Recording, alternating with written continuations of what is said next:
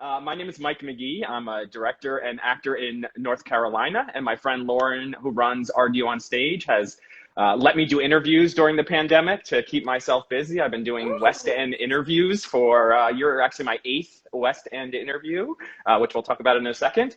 And today we're going to change it up a little bit. I'm super excited to talk to West End superstar, Olivier nominated, Ah, originator of Catherine Parr in the West End, my friend Maiya Quansah-Breed. Hey, Maiya. hello. So I want to put a little background to this. So Maiya, the reason I said I'll talk about it in a second is actually my very first interview ever that I did was with Maiya. So this is actually my ninth interview overall. We did a little private event with an interview, and that's what got this all started. So thank you, Maiya.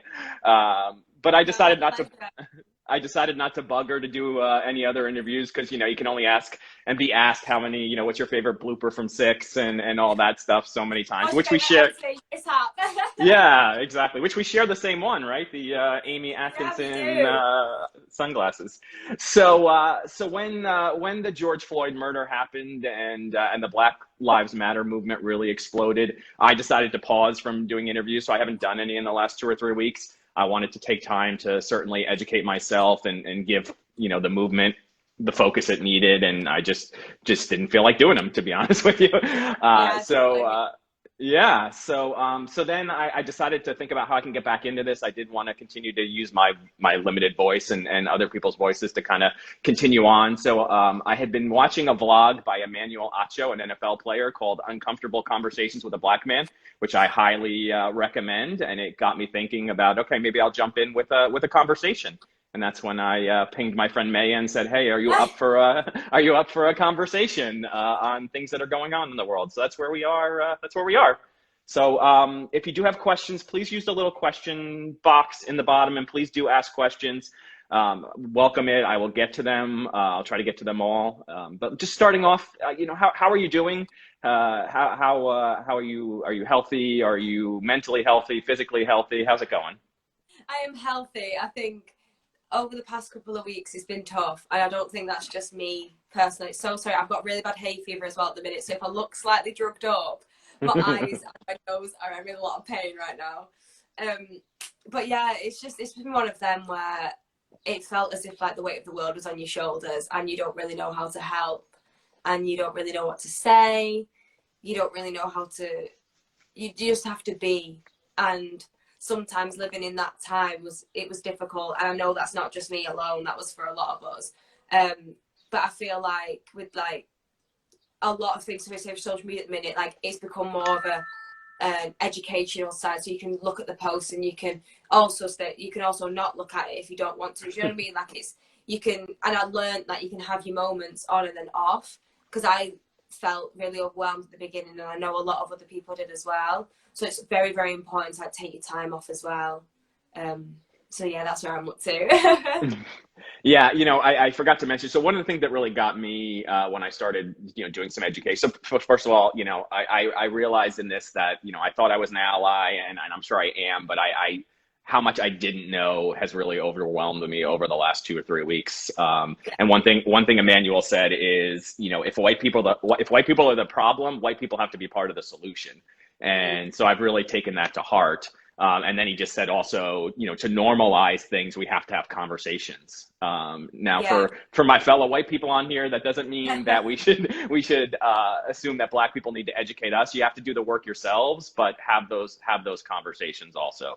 But it's the same So with me as well, in the sense that because I am from a dual heritage background, that I'm not fully clued up on everything should know, but there's a lot of history that I don't know either. So that's not even just a white, black, it's a humanitarian problem. This is not a white problem, a black problem. We all need to really do the work here because we've got a lot to do. Do you know what I mean? yeah, We've got a we lot to have do. a lot to do. Yeah, We have a lot absolutely. to do. A lot to do. Like I said, I mean, just things that I like just even, I'm obviously a lot older than you, but just things that happened in my lifetime, that I'm like, wait, that was still going on when I was a Yeah. child. Like, how is that possible? I mean, I know there's been a lot of stuff still going on, but I mean, just some major movement stuff that happened when I was alive, and I always thought of it as 100 years ago, and it's like 60 years ago, and obviously there's stuff still going on now. It's really bad because, like, for example, like in history, back when I was, say, 11, 12, and we'd learn, I only did history in school for like 2 years max, and when it came to anything that was like racial and about it, and I'd get so frustrated, and that was because I couldn't understand, and I still get that like that now, to the sense where Maiya, we lost you a little bit. Oh, yeah. I just it actually confuses me, and I fully don't, I just cannot fathom. I cannot fathom, and I'm still at that point now. How is this still a problem? How is this still a problem? How are we still having the same conversations they were probably having 400 years ago? I don't understand. I don't understand how, as a species, as a race, we cannot move on. We cannot make changes. I don't get it. I don't get it. And that's why it doesn't even come from a place of like anger. It comes from a place of like confusion and upset, because I don't understand. And I don't even think that any amount of research that I can do will fully make me comprehend what our ancestors have been through, and how we can change that, and how we can move forward from this. I get so upset about it, because I'm like, how is this a thing? How can you base what you think about somebody else on the colour of their skin, or where they have come from, or the language that they speak? I fully do not understand it. It actually grinds my gears. I just don't get it. I've had so many conversations over lockdown, and it has been so productive, because of all of this, I've been forced to have really uncomfortable conversations with the people around me. And it's been really helpful, because unless this would have happened and it'd been so much on the forefront, when would these conversations would have happened? When would have this change happened? Because I know it's been going on for 60, 70, 80, prevalent in our lifetime. When were we going to have these difficult conversations with our peers, our friends, family, you name it? And that's what's been difficult during lockdown. I found that we obviously need to always respect each other's viewpoints, and respect the fact that, say, my parents grew up in a different time to what I'm growing up in now, so their viewpoints on what is relevant now might be different when they were. So you have to be mindful, but be able to have an open conversation and take their point of view and give your point of view, and not be coming across on like the defensive, because what's happened at the minute is, I'm being attacked by you, I feel attacked. And what I've come to learn is, if the shoe fits. Yeah, absolutely. Absolutely. Yeah, it's not enough. It is not enough just to be saying, I am not racist. We have to be actively anti-racist. Thank you. Yes, that is absolutely the key. Yeah. I'm actually reading that book right now by Ibram Kendi, How to Be an Anti-Racist. And if you haven't read it, I highly recommend it. It's really amazing. I'm almost done. But he explores, and so that's one of the things that really caught me. I started reading his book. I'm actually listening to it. I'm lying. I'm not reading it. I'm listening to it, because I'm a terrible reader. But he's younger than me, and he's talking about these things that he experienced through his lifetime. And he's a man that's younger than me. And I'm like, how did I not realize this? And I think again, speaking from my perspective as a white person, like, it's in the action. It's in the educating yourself and the action, which I think is what hopefully is changing now. I was thinking, as I was preparing for this interview, you and I were watching When They See Us at about the same time, like a year ago. And we were talking about it and stuff. And I just remember feeling enraged and everything. I did some research. I was enraged.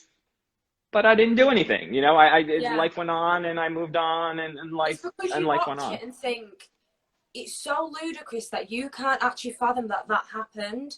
Mm-hmm. And that's where I was at when I watched it, that you watch it and you step away and you're angry and you tweet about it, you post about it, and then you move on with your life, because you're like, well, that was just so unbelievable. So obviously that it's kind of like you can't comprehend that would happen. And then it's something with like George Floyd, for example, because you watch it and it's 8 minutes long, and you think, do you know what, that is actually the reality. So When They See Us is the most brilliant and powerful and monumental documentary I think I have ever watched on race, ever. And it even goes back to the Scottsboro Boys, way before When They See Us and The Exonerate 5. And it will go back before then, and it will go back before then, and it will go back before then. And I just hope that we can learn and move on, and there will not be another Scottsboro Boys and Exonerate 5, etc. That is what I hope for the future, because I don't understand. I just don't get it. I don't get it. Why, you know, my friends and I were having this conversation the other day, so I'm going to ask you this question. Why now? What do you think with George Floyd and I can share my perspective in a second, but I want to hear your opinion on why you think the movement's taken hold, at least for the last month now, right? I mean, this is the longest in my lifetime that I've seen a sustained movement. So what do you think? So I have been asked this, and I have been asked this by my boyfriend's mum as well. She's like, why now? What, like, this has been going, like, why now has this created this not just ripple, but wave?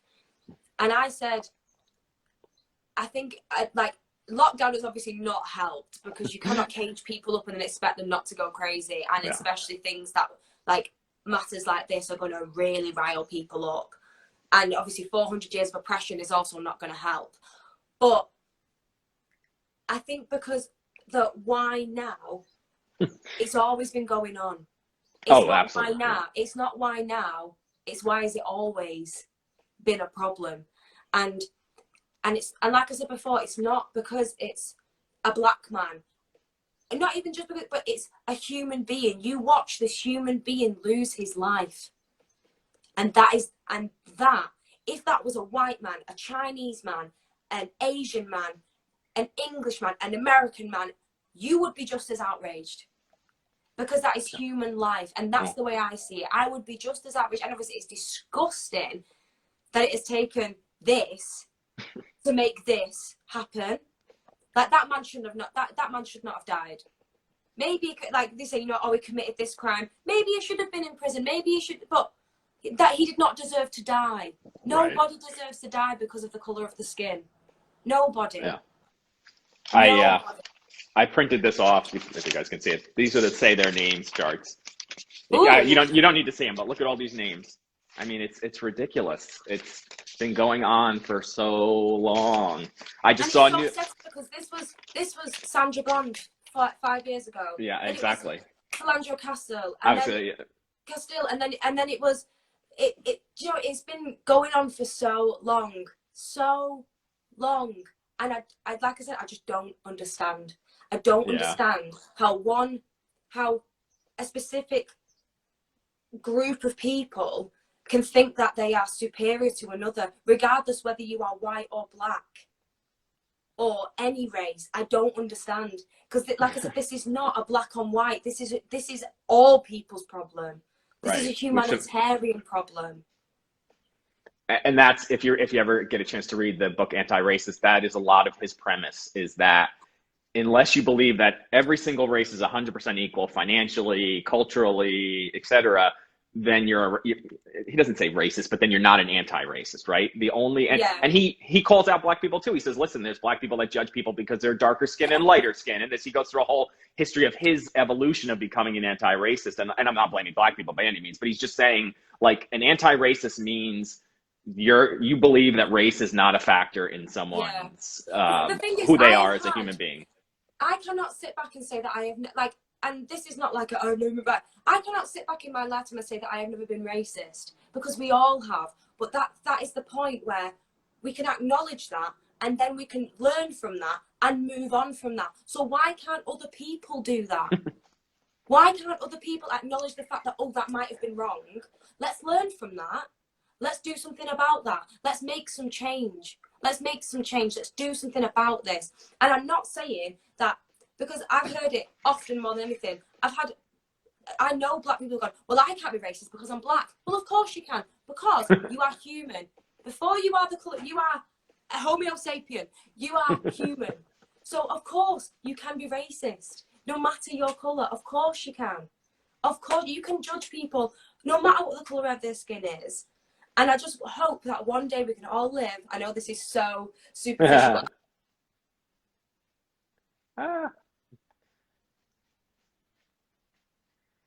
Maiya, you're froze on me. We go. I don't care Yeah. whether you're black, white, Asian, male, female, non-binary. You like your pronouns as he, she, they, them. I do not care.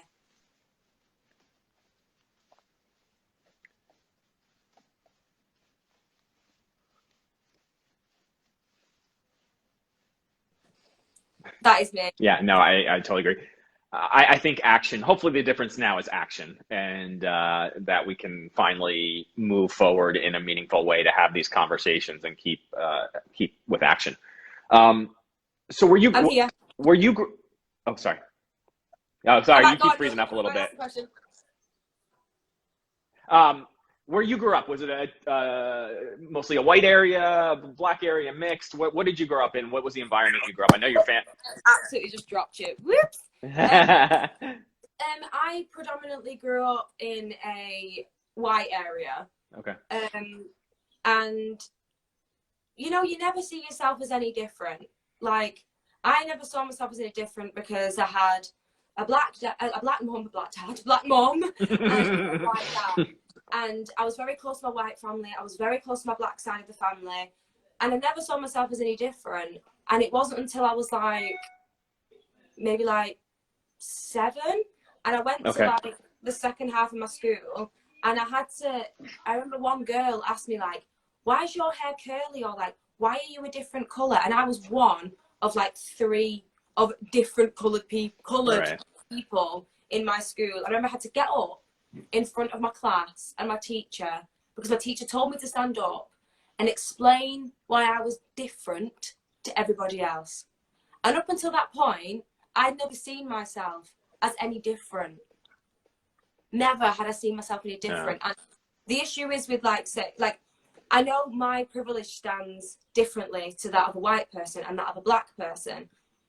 But for example, when someone uses racial slurs towards me, it's wrong. It's obviously wrong in general, but no one would ever call me, say, the N-word, which is horrific, by the way. I cannot stand that word, and I will get to that in a minute. But people will call me, say, oh, you look Egyptian, or you look Asian, or you look, but they use the racial slur in terms to call me that, and I'd be like, well, if you're going to try and be racist, can you try and get it right? But it's just the thing. I'll explain the N-word now, because the reason why it annoys me and the reason why it upsets me so much is because I feel as not just a nation, we all need to stop using it. Like, I know that the black culture and black people tried to take and reclaim that word and turn it on its head. It doesn't work. That word is too derogatory. It is too derogatory, and I have been brought up in my life to never ever use that word and never accept anybody else saying that word. I know it's said on TV, I know it's said by the black community, so it makes it seem like it's okay for white people to say it, Asian people, any people to say it. I know it's in media, I know it's in songs, but mute it out. Don't use it. I hate that word. I think it's disgusting. I don't think anyone should ever, I don't even think it's a term of endearment. Don't ever, ever, ever call anyone the N-word. Ever. Ever. Just putting it out there. Any racial slur, just don't use it. Don't use it. I promise I won't. Will never happen. That's for sure. So you've seen what's going on in America, and I want to get a little more to your background in a second. But you've seen what's going on in America with all our challenges and all the murdering of people. What's your perspective in the UK with racism? I mean, obviously, not as many black people are being killed, maybe, but do you feel it's just as prevalent? And you're frozen. Hang in there. We'll get her back. Oh, there you are. I hear you. Did you hear my question? Did you hear my question? No, say it again. So looking at America, we're obviously, the epicenter of racism, and a lot of black people are dying unnecessarily. But what's your perspective on the UK and where racism is in the UK right now? I've said this for a while, and what I think about the UK is, as I say, we are conservatively racist. So we have so many races, like the racism is so institutionalized that we as a nation go, well, God, we can't be racist. Oh, God, we're not as racist as America. And the thing is with America, the way I see it is, as awful as it is in America, at least you can tell the racist from the non-racist, but the racists over here wear suits and ties. Do you know what I mean? They do here. And Yeah, no, I know what they're you not mean. racist. Yeah. And they are. And we do have racism ingrained in our society. We do. But I don't know what country that doesn't. Yeah, because every country in the world probably benefited from slavery and benefited from some form of racism. So we cannot sit back and say that this is an American problem, or this is a problem over in Asia, or this is a problem over in Brazil, or this is a problem over in the Antarctica. Like, this is a global problem. This is not just America's problem. This is our problem too. Yeah, no, absolutely agree. Perfect. So when you said, it actually was one of my questions. You always do this with me when I interviewed the first time. You always answer my questions before I ask them.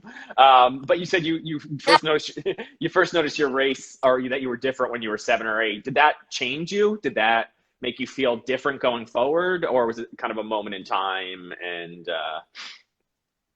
I don't think so. It's one of those where, like, it happened and then I only reflect on it as I get older, because I was a kid at the time and I didn't realize that was probably quite a poignant moment in my lifetime now.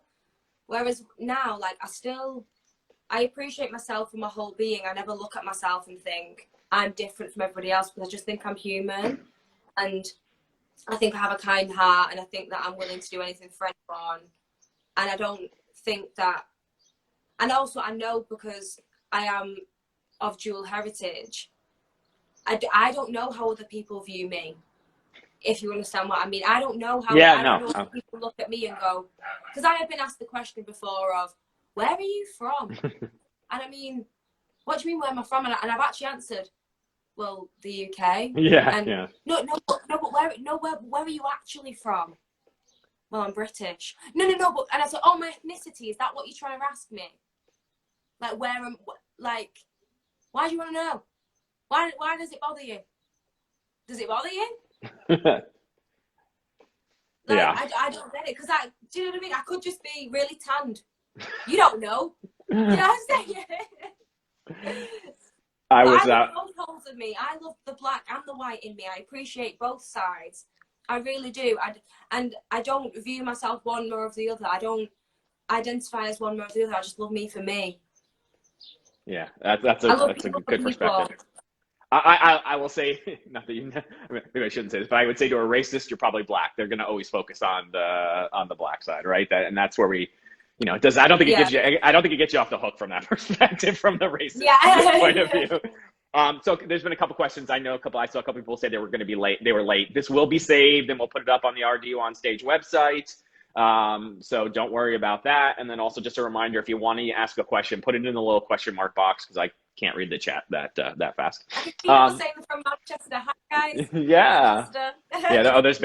There's a number of messages about you becoming a motivational speaker. So I can't quite see them. I've got my glasses on. Yeah, I've only. So I'm actually having to come so close. That's so embarrassing. I'm like an old lady. So let's jump into theater. Let's jump into theater for a little bit. As you started to get into theater and training for theater and things like that, did you experience anything different than other? You're probably in a room with a lot of white people, I'm guessing. What was your early experiences in theater like, related to your race or your background? When you sent me over these things and I was reading through them, I have been more segregational to myself than anybody in this industry. And I mean that in the sense that when I was in college, I believed that I could only sing songs of people that had been black or brown. I could not sing a person song who was white. And I fully believed that. But then I got it so in my head that, well, I could never be in that musical because I'm not black enough to be in that. But then I can't be in that musical because I'm not white enough to be in that. And I was like, well, where do I put myself? And it wasn't until I was 18 years old, and I went to see The Lion King with my mum.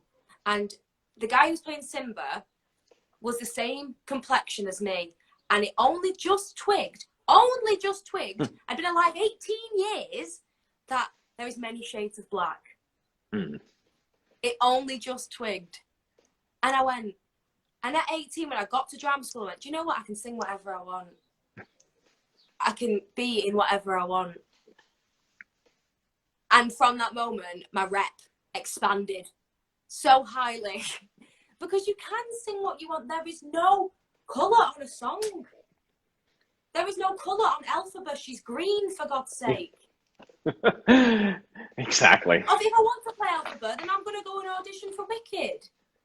Do you know what I'm saying? Like, there should not be, unless the show is specifically about race and we have to portray the white culture and the black culture, then why can't a black person be Glinda? Or why can't a black person be this character? Or why, do you know what I'm saying? Or yeah, like, no, I don't.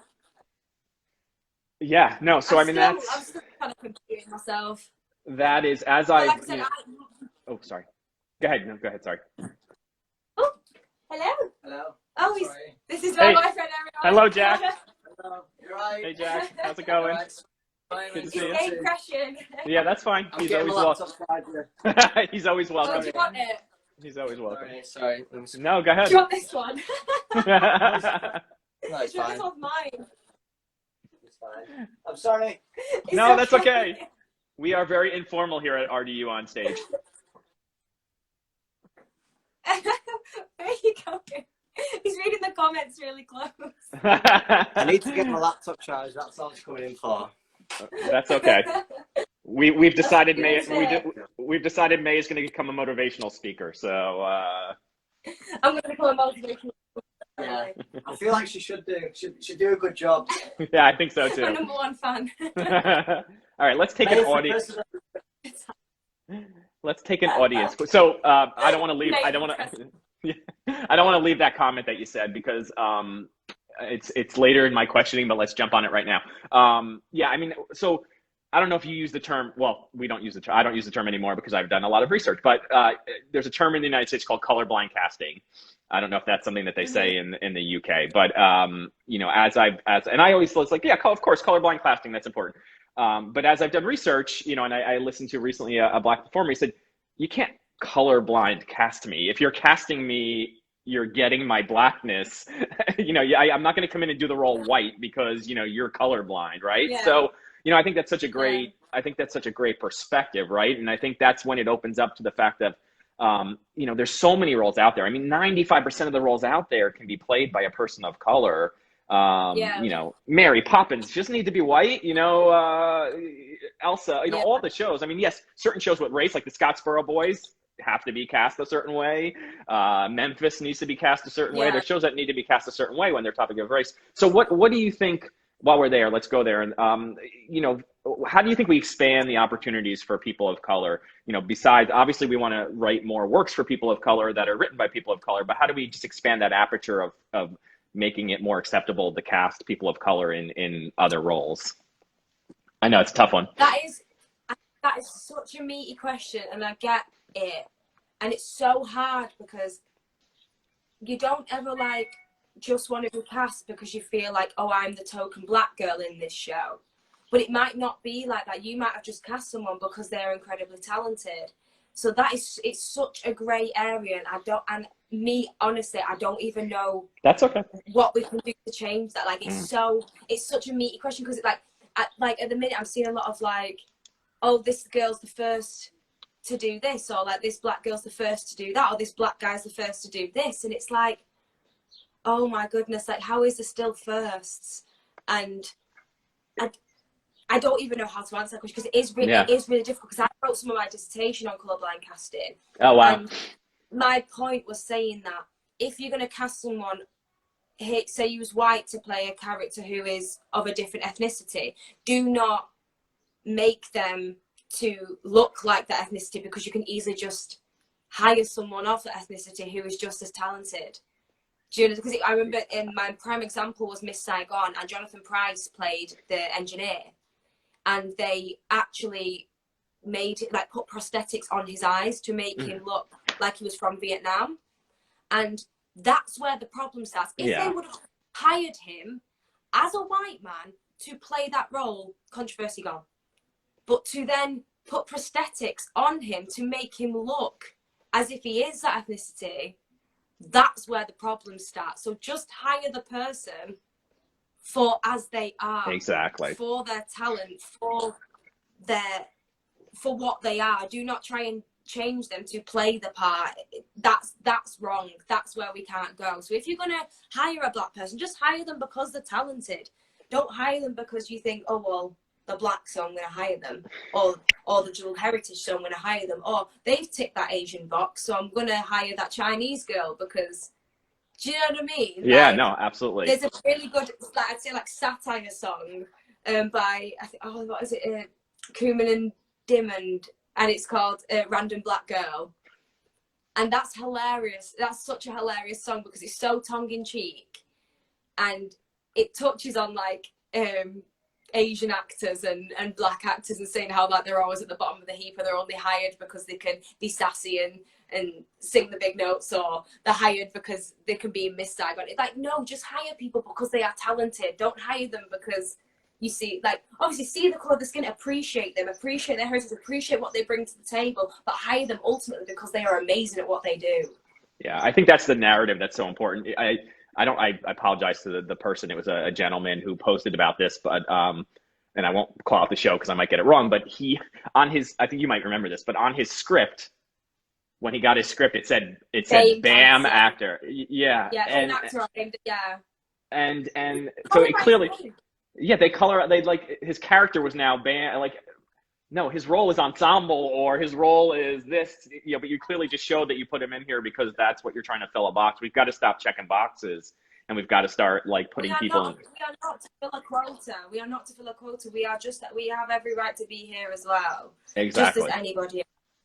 And I think that's what's been so amazing about my first job being in Six, because I didn't get hired because of the colour of my skin. I got hired because I've worked damn hard and I'm talented, and Toby and Lucy and the rest of the team saw that. They didn't look at me and go, oh, we're going to hire her for par because she's black or she's dual heritage, or no, they didn't hire me because they hired because she's bloody good.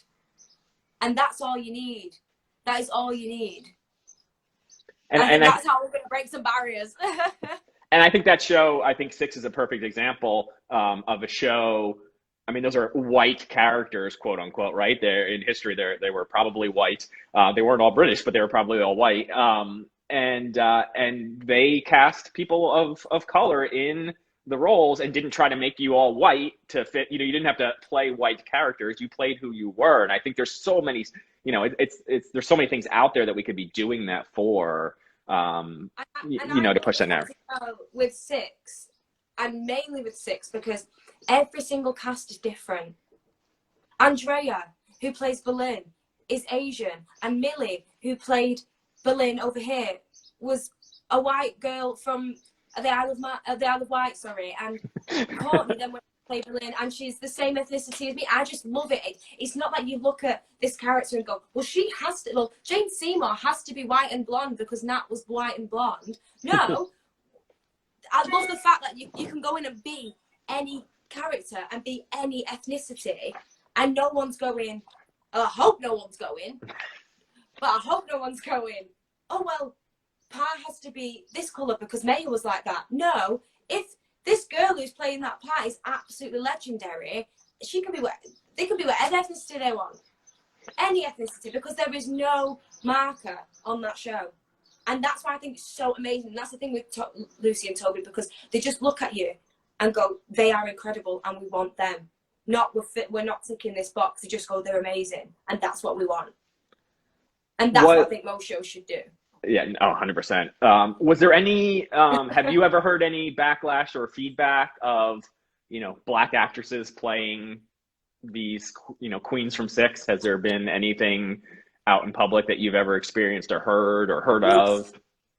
Not really, but when we were on, was it Britain's Got Talent? Yeah, exactly that. That's what I was thinking of. I can't remember which one it was, but it was either Britain's Got Talent or like the One Show or one of them. And someone commented on like the Facebook feed or the YouTube feed or something saying like, well, Anne of Cleves wasn't black. Yeah. And then Lexi just wrote her piece and then moved on because she was like, and And I'm Olivia nominated, and it was just so fabulous. She just kind of like mic dropped a response and then kind of like left it because she was like, these people don't deserve my time. These people do not deserve my time. We are going all over the place, which is great. I love it. When you, in your career, let's just go throughout your career. I was listening to, there was these 4 young actors and actresses, black folks who were talking about their experiences as young actors, just kind of what we're doing, having a conversation. And this one young actress, Storm, I forgot her name. Oh, I wrote it down, so and I'm going to lose it. But anyway, she's in Wrinkle in Time and in Euphoria. And she said when she first started her... Yeah. Storm Reed, is it Reed? Storm Reed? I can't remember the name, but I know what you're talking about. Yeah. So she said when she first started her career as a really young, she's still young, but even younger, she'd get in the makeup chair and the makeup people wouldn't know how to do black hair or black makeup. And then now she's gotten further in her career, she like demands it in her contract that they hire someone that can do her. Have you experienced any of those types of things as you've done your career, either in school or moving on, where you've dealt with some challenges where people couldn't figure out, maybe not on purpose, not intentional, but I've been quite lucky in terms of like the texture of my hair is quite soft, so I have really curly hair, but it's quite soft, so mine is quite manageable. In terms of someone who may have like really coiled hair, they deserve a lot more treatment than mine does. Not that mine doesn't deserve anything, but like I've dealt with people who pretty much know what to do with my hair, which is quite good.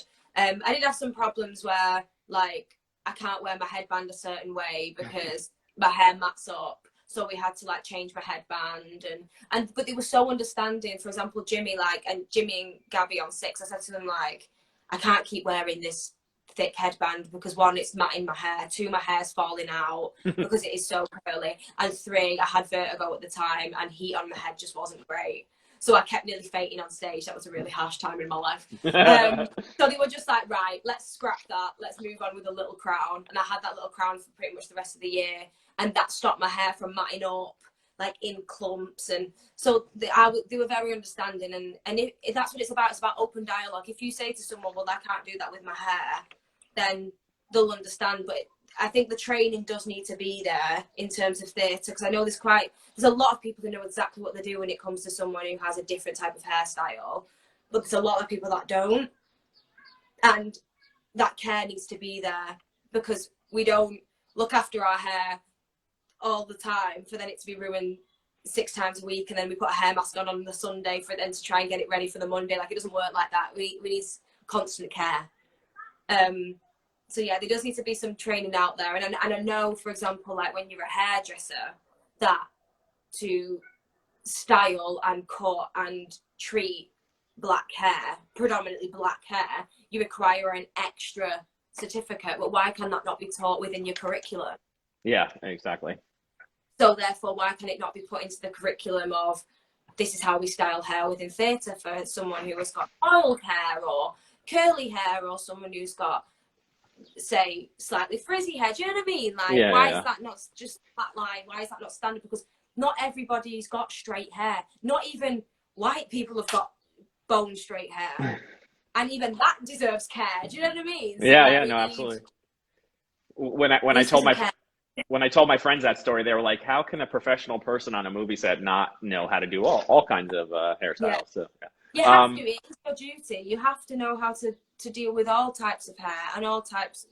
And like in terms of makeup, you have to be able to provide the correct makeup for tattoo cover, for your face, for that. You have to be, and like say good color tights, because it really does make a difference. If, for example, I've been on websites, like dance websites, and only been able to buy ivory tights.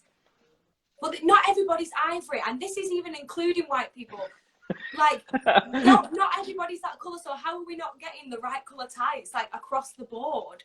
So, like, I've bought tights before, and they've been so pale that the bottom half of my body is literally pasty, like I look ill, and the rest of me is really tanned, and I'm like, well, where's the tights that match?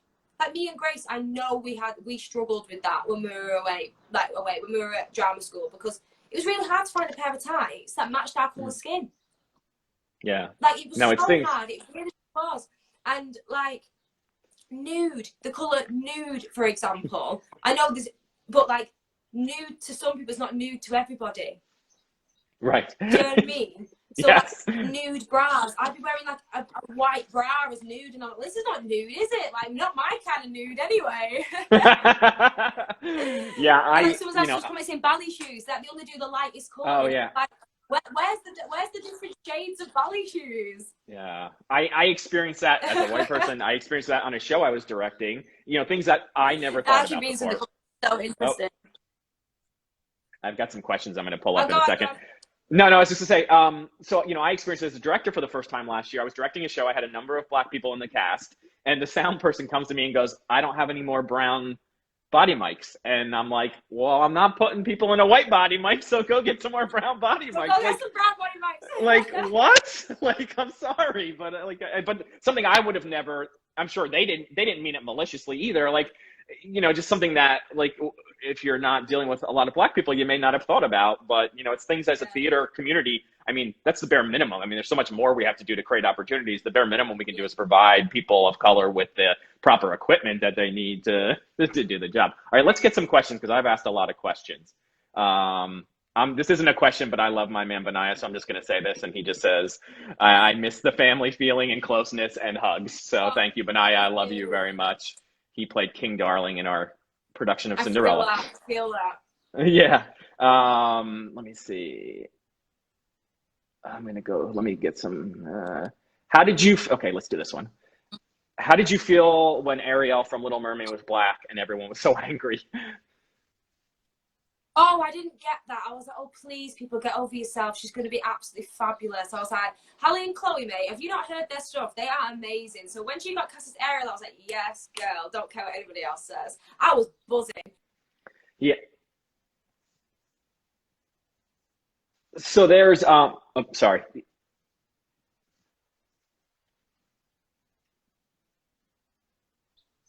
Oh, you there? Yeah, I think exactly. I think, thank you. That's what I was going to say. You know, there's, if you've heard of implicit bias, it's all the bias that we all come with from our years of just living. It's inherent. Like when you say the name of Mary Poppins, a picture probably pops into your head. And, you know, it's nothing that people are meaning to be malicious about, but we have to all fight to kind of overcome those, you know, those implicit bias. And I think that happens with casting a lot, right? You think of an ingenue and you immediately think little blonde girl, right? And that's where we have to kind of change and push and be comfortable that our audiences will, you know, I think the fear is that the audiences won't come along for the ride. And they will. You know, I directed Big Panto with Cinderella, and I think it was 2 years ago or 3 years ago they cast the first black girl as Cinderella, and there was no backlash, and the show sold just as many tickets, and it just did just as well. And you know, we've got to be comfortable in making those choices. This is a great question. Oh, I lost your Maiya. Yes, and the wicked girls are fucking green. Yes, exactly. We need some black Galindas and Elphabas, and Maiya is frozen, so we're just gonna hang here for a minute. Everyone, I pinned the Black Lives Matter card there, so if you need some information on where to donate, where to pull up information, what to read, petitions to sign, please check that out as Maiya comes back from being frozen. I'm just gonna sing and dance here for a second.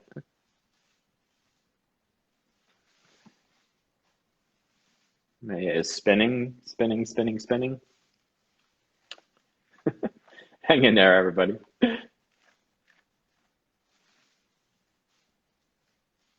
Oh no. I'm gonna go on my computer for a second and see.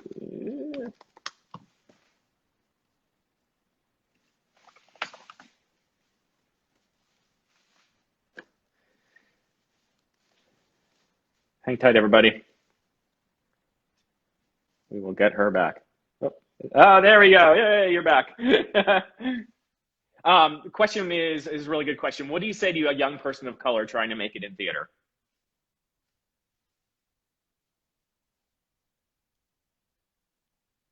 Oh no. Maiya's internet is really bad today.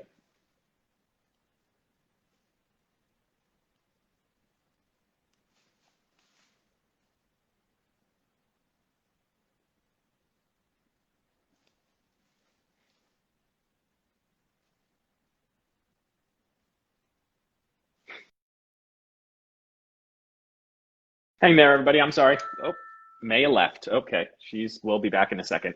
You just have me, friends. If you have any questions for me, feel free to ask them. Let's see. Let's see if we can get Maiya back. I'm adding her back in.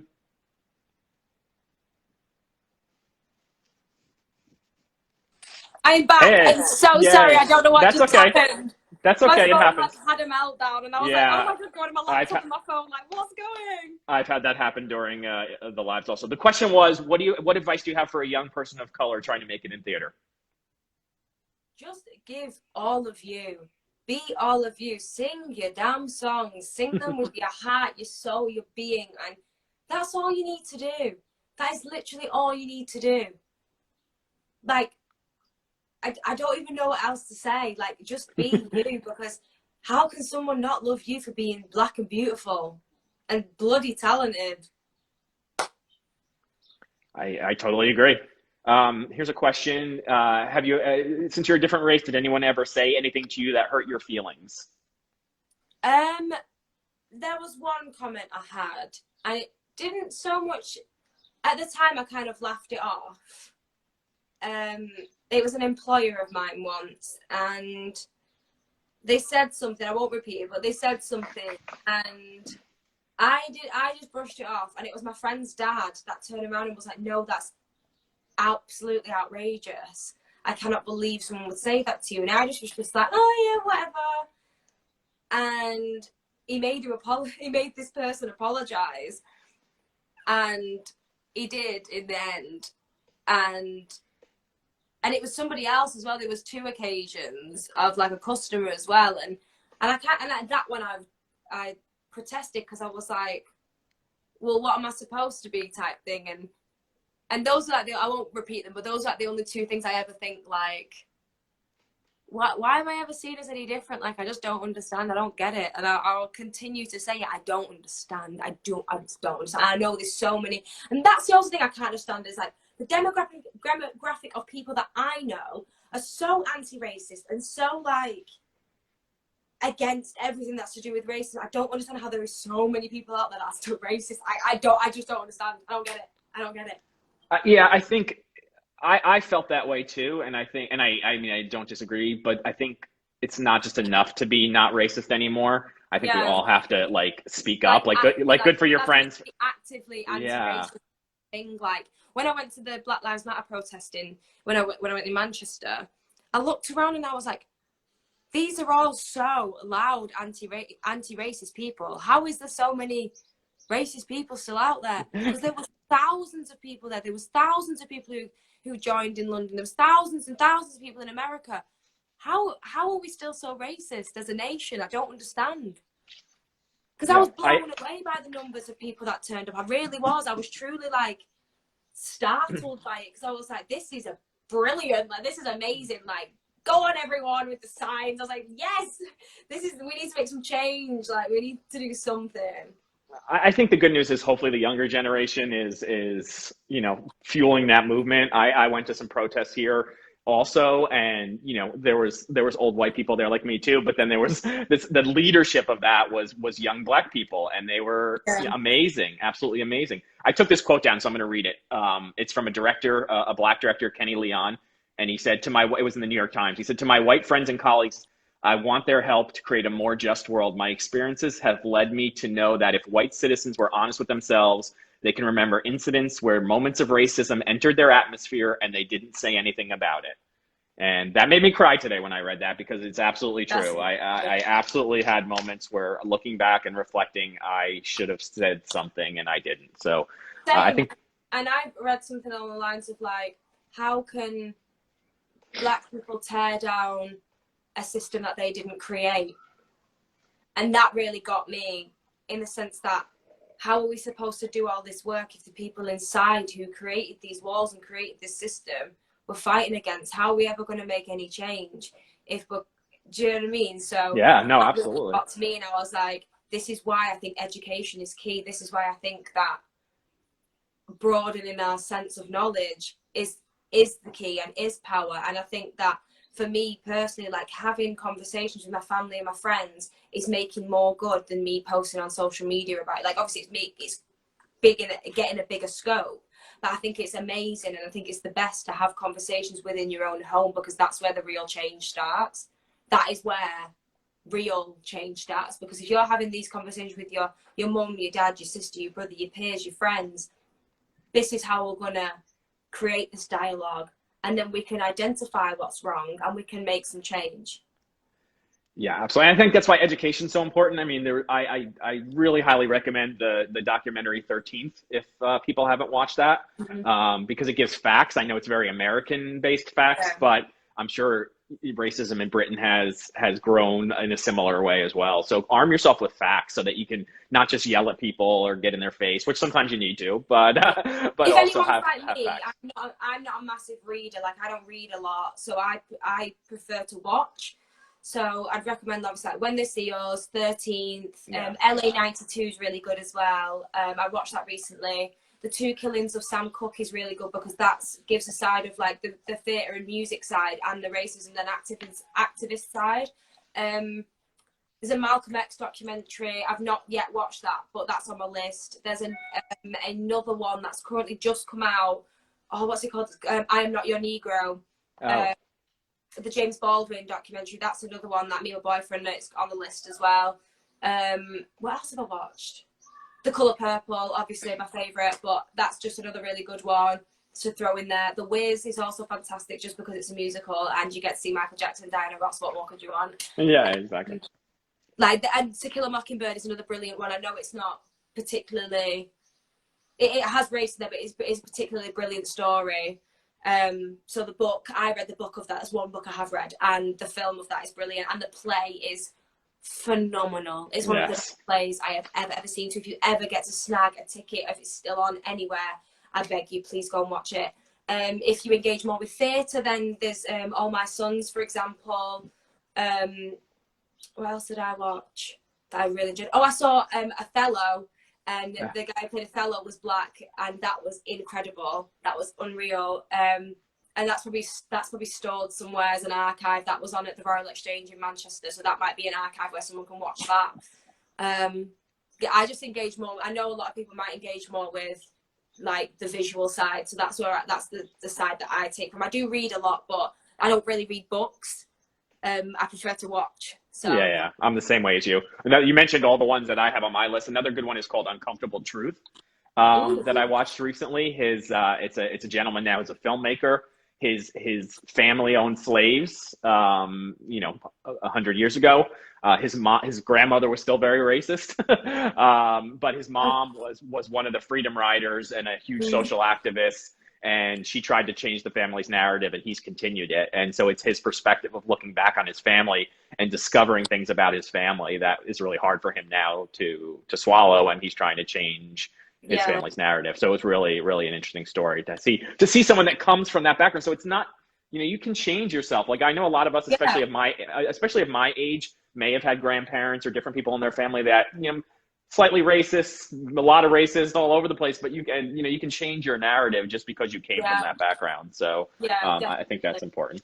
All right, let's answer a few more questions because we're going to get shut off here. We got about 5 more minutes. Oh yeah, we're going to get shut real soon.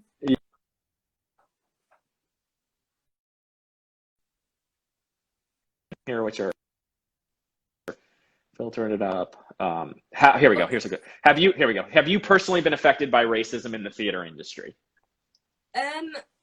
I can't say me personally. I've not so much had anyone look at me and go like, "Oh, we're not going to cast her because she's this ethnicity." So I'm quite lucky in that sense. But I know there's a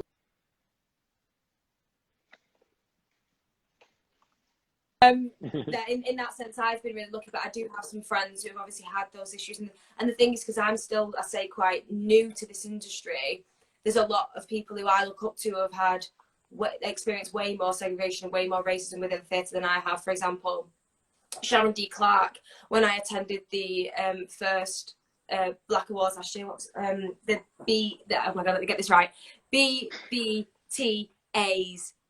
I think I said that right. The Black British Theatre Awards. Wow. When I attended that last year, Sharon G. Clark stood up and made her speech, and she was saying that she attended the Olivier's back in, I think it was 1997, so I was born that year, and she was saying it was her and one other person that were the only black people in the audience. And that astonished me, because obviously now we're in this community where like they have the BBTAs and they have like things to, and like the Tonys, for example. Yeah. I am in awe. Like, I was so jealous watching them, like, oh my God, you're all amazing. This is what I aspire to be. Like, so like we have these things now, so I still can't even get in my head. Like, so I'm so glad that obviously I've never experienced that side of it, but I know it happens. Yeah, absolutely. I know that now I will be way more, like, that's obviously I can't ever hold my hands up and say I've not said anything. So from now on, I'm going to be 100% way more on the front foot and be like, no, this is wrong and we need to do something about it. Like, I will never ever stay quiet again. Yeah, absolutely. And I think that leads into this question. This is a good question. As a young person, what are some of the things I can do to help when I can't vote yet? So I think you just said one is be vocal. Don't just accept. Conversation with family, friends, peers. Do your research. There's films, books, podcasts, TV shows. The internet is at your disposal. So please use it. Please research. There's so much stuff out there. Like, there's good accounts to follow on Instagram. So like Sean King is a good one. Ava Devine is another good one. Like Renee Lamb is a bloody good one. Yeah. And like Millie, she posts so much good stuff. Grace, so much amazing stuff. Lauren Byrne.